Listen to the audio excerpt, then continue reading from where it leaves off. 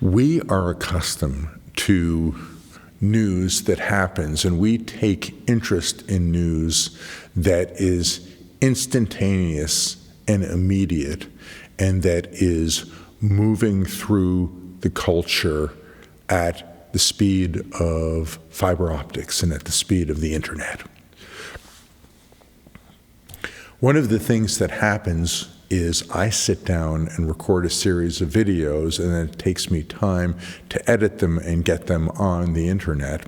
So I tend to pick topics to talk about that are more timeless, because I'm not really fast and because it's a one-man operation and I don't have somebody that I can take a video card and shoot it over into an office, and I have 3 or 4 people editing things and getting them on the internet instantly.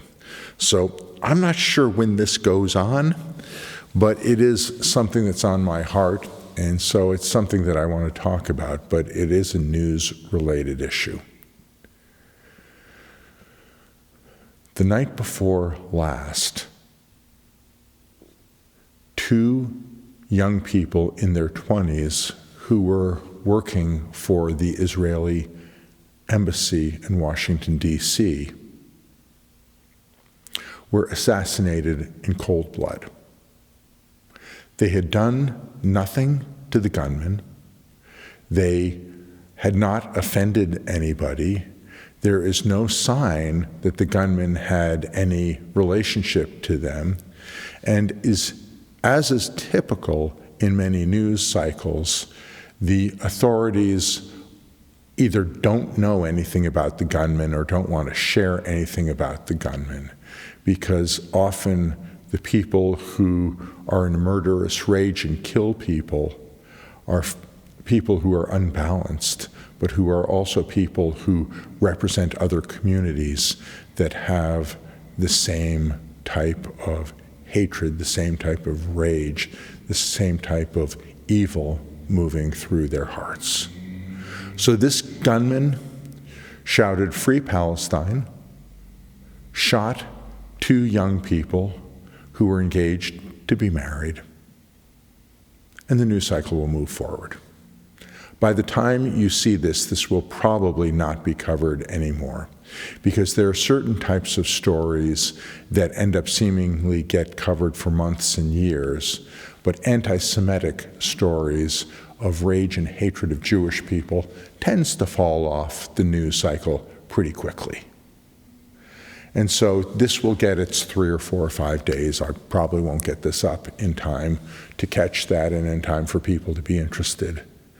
But for those who are seeking to understand the world, this will be useful. One thing I want to say is that there has been a rage and a hatred against Jewish people for thousands of years. Some people have accused Christianity of sparking rage against the Jewish people and sparking anti-Semitism. It was interesting because as I studied in my doctoral program between 2010 and 2013, I really dug into the whole anti-Semitic situation going on, because as a Jewish person, this impacts me, and as a Jewish person, many of the people in my world are Jewish, and we have had a reprieve since World War II and the discovery of the Holocaust and the discovery of the European rage and hatred against the Jewish people that was fomented by the Nazi Party in Germany and that was exploited through countries from essentially France through Poland during the occupation of World War II by the Nazi Party. And there are many Europeans who found out about the horror more fully after the end of World War II, who were sick to their stomach and very repentant and very horrified by what their friends and their neighbors and what their governments and what other people had done in terms of the rage and the hatred against Jewish people and the murderous genocide that was carried out there. And there's some who were pretty happy with the murderous genocide that was carried out and would do it again if they got an opportunity. And so you have these people who are living next to each other one way or another. And you can't judge a nation or a country based on what was morally done, because there are people who are horrified and truly repentant about what was done in the name of their ethnicity, and there's other people who are just fine with it. But we have a man who killed two 20-something young people who were simply of an ethnicity that he hated. And this has become so regular in history that it has picked up a term that is called anti-Semitism. And anti-Semitism means that you hate Jewish people for being Jews. And this has been codified into American law as a hate crime.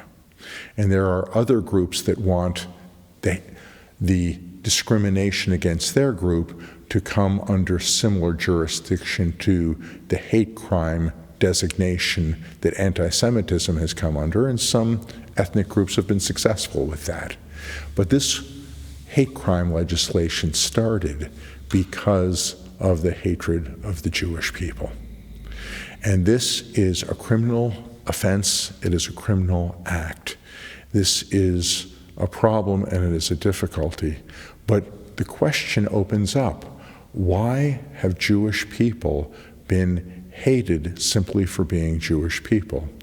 This was the case in the Roman Empire. This was the case in Babylon. This was the case in Egypt. This is the case going back thousands of years. And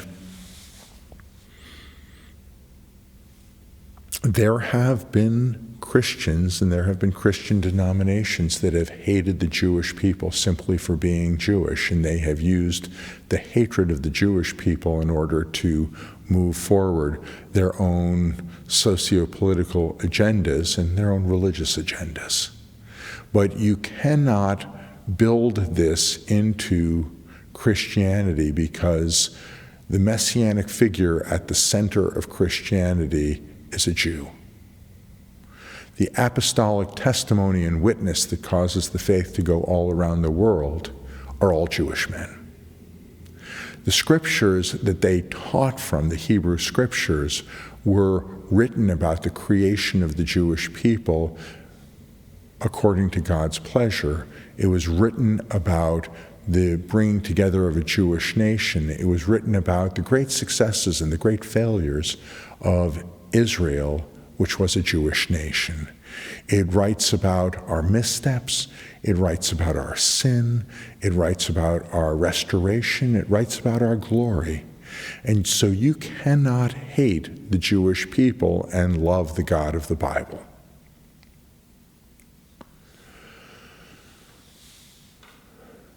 Still, the assassination happened. Still, the United States as a country is divided. Still, there are anonymous people who are rejoicing on the internet over the destruction of Jewish people. Still, there is ongoing conflict in the Middle East that cannot be resolved because there are Muslim ethnic groups of people who hate the Jewish people for being Jewish and will go to war against the Jewish people no matter what. And still, in the midst of war, mistakes are made. And war does not happen cleanly. And there are people who are being killed who are honestly combatants, and there are people who are killed who have cooperated with combatants. And there are even people who are being killed who are in a position where they are neither combatants nor sympathetic, but they're simply in the middle of a war zone. And all of these things go on. As long as we have rage, as long as we have hatred, as long as people are hated for their association as anti-Semitism is faced towards Israel, as anti-Semitism is faced towards Jewish people, as anti-Semitism is murderous in its rage. I want to suggest the only reason that this is going on is not that there's anything good or bad about the Jewish people, but there is a hatred for the God that the Jewish people represents. And if you find yourself hating the Jewish people, welcome to the party. You hate the God of the Bible. And you might say, I am a Muslim, I love Allah, and Allah is the same God as the God of the Christians. I don't necessarily believe that, but you can't hate the Jewish people and love their God. Likewise, you might be a Christian and you might say, I love Yeshua, or I love Jesus. You can't love the King of the Jews. You can't love the one who is resurrected from the dead, the one who is the flowering of Judaism and of the Jewish people, and the one who God sent birthed out of the Jewish people. You can't love this one and hate the Jewish people. It's simply not possible. And so I know I'm going to annoy a lot of people who watch this video, but the positive side of it is the vast majority of the billions of people on the planet won't even see the video.